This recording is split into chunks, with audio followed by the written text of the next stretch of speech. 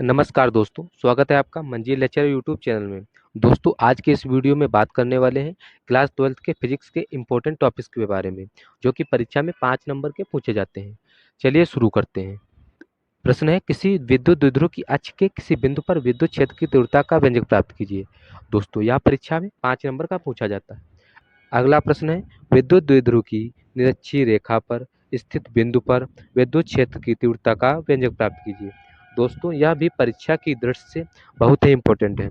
अगला प्रश्न है, एक समान विद्युत क्षेत्र में एक विद्युत द्विध्रुव पर लगने वाले बल आघूर्ण का व्यंजक प्राप्त कीजिए।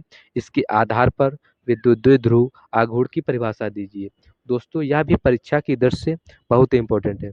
अगला प्रश्न है, स्थिर विद्युत में गॉस की प्रमेय क्या है, समझाइए। दोस्तों, यह भी प्रश्न परीक्षा की दृष्टि से बहुत ही इंपॉर्टेंट है। अगला प्रश्न है, गॉस की प्रमेय से कूलाम के नियम का सत्यापन। यह भी परीक्षा में 5 नंबर का पूछा जाता है। अगला प्रश्न है, समविभव पृष्ठ से क्या तात्पर्य है। समान आवेश के घनत्व की दो विद्युत रोधी प्लेटों के बीच विद्युत क्षेत्र की तीव्रता का व्यंजक प्राप्त कीजिए। दोस्तों, यह भी परीक्षा की दृष्टि से बहुत ही इंपॉर्टेंट है। अगला प्रश्न है, विद्युत विभव की परिभाषा लिखिए। विद्युत आवेश के कारण किसी बिंदु पर विद्युत विभव के लिए व्यंजक प्राप्त कीजिए।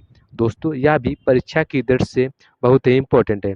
अगला प्रश्न है, समांतर प्लेट संधारित्र की धारिता के लिए व्यंजक प्राप्त कीजिए तथा इसकी धारिता को कैसे बढ़ाया जा सकता है। यह भी प्रश्न परीक्षा में 5 नंबर का पूछा जाता है। हमारा अगला प्रश्न है, आंशिक पराविद्युत प्रदाल से भरे समांतर प्लेट संधारित्र की धारिता का व्यंजक प्राप्त कीजिए। दोस्तों, यह भी परीक्षा की दृष्टि से बहुत ही इंपॉर्टेंट है। अगला प्रश्न है, निम्नलिखित को समझाइए। धारिता, विभवांतर, आवेश, विद्युत क्षेत्र। या फिर यह प्रश्न इस प्रकार भी पूछा जा सकता है, धारिता, विभवांतर, आवेश तथा विद्युत क्षेत्र को परिभाषित कीजिए तथा इसके मात्रक व विभव भी लिखिए। दोस्तों, आज की इस वीडियो में बस इतना ही। वीडियो को लाइक, चैनल को सब्सक्राइब अवश्य करें। जय हिंद।